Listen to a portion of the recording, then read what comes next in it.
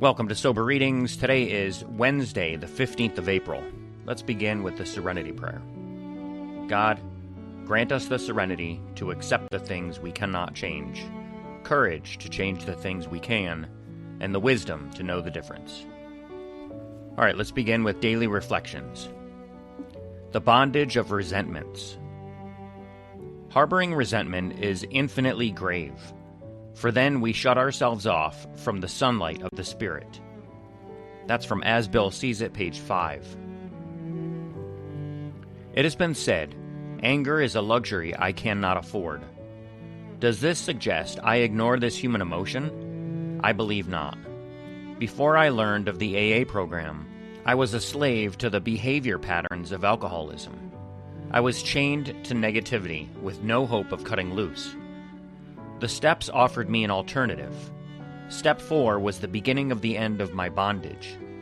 The process of letting go started with an inventory. I needed not be frightened, for the previous steps assured me I was not alone. My higher power led me to this door and gave me the gift of choice. Today I can choose to open the door to freedom and rejoice in the sunlight of the steps as they cleanse the spirit within me. Today's reading from 24 Hours. April 15, AA Thought for the Day. Terrible things could have happened to any one of us. We never will know what might have happened to us when we were drunk. We usually thought, that couldn't happen to me. But any one of us could have killed somebody, or have been killed ourselves if we were drunk enough. But fear of these things never kept us from drinking. Ask yourself, do I believe that in AA we have something more effective than fear? Today's meditation for the day. I must keep calm and unmoved in the vicissitudes of life. I must go back into the silence of communion with God to recover this calm when it is lost, even for one moment. I will accomplish more by this calmness than by all the activities of a long day. At all cost, I will keep calm. I can solve nothing when I am agitated. I should keep away from things that are upsetting emotionally. I should run on an even keel and not get tipped over by emotional upsets.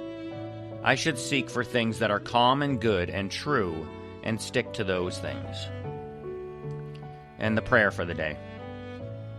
I pray that I may not argue nor contend, but merely state calmly what I believe to be true. I pray that I may keep myself in that state of calmness that comes from faith in God's purpose for the world. And for today's final reading, we're going to the Grapevine from November of 2024. And this is from page 36, and it's titled, To Booth or Not to Booth?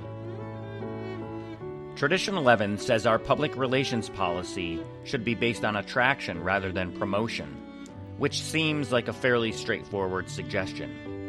However, the tradition was put to test at one of our intergroup business meetings, which is regularly attended by more than 100 fired-up, opinionated, vocal alcoholics, after someone made a proposal to host and fund an AA literature booth in the healthcare section of our upcoming state fair.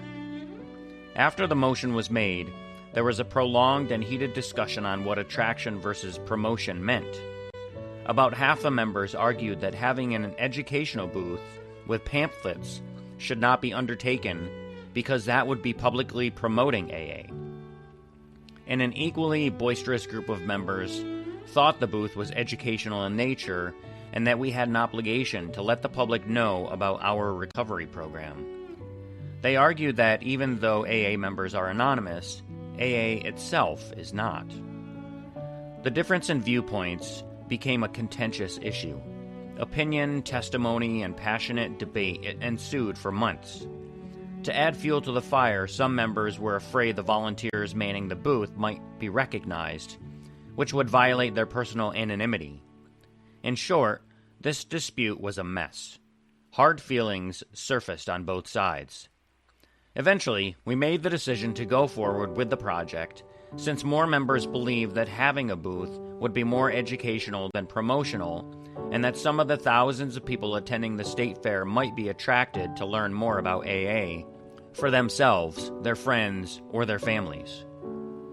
You would have thought the issue was settled, but every year when intergroup members must decide whether or not to make the effort and spend the money to host a booth at the state fair, the same squabble erupts all over again, with the same result based on the same tradition.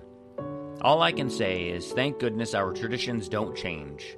They continue to provide a channel to guide our well-intentioned but often contentious fellowship. That was written by Alex M. in Louisville, Kentucky. Well, that's it for today's episode of Sober Readings. If you enjoyed the show, please do me a huge favor and hit that like button. Share this episode with someone who might want to hear it or need to hear it. Drop a comment and let me know what you thought, and make sure you're following or subscribed so that you never miss a new episode.